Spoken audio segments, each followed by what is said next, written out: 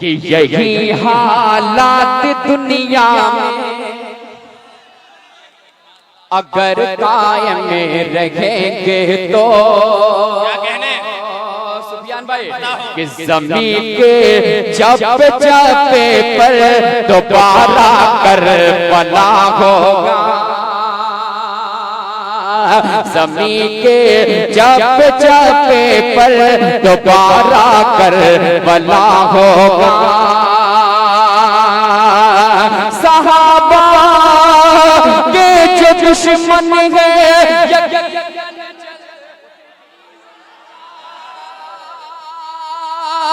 सहाबा के जो दुश्मन है यकीनन जल्दी उनका क्यों अरे उमर फारूक की तलवार से अब फैसला होगा।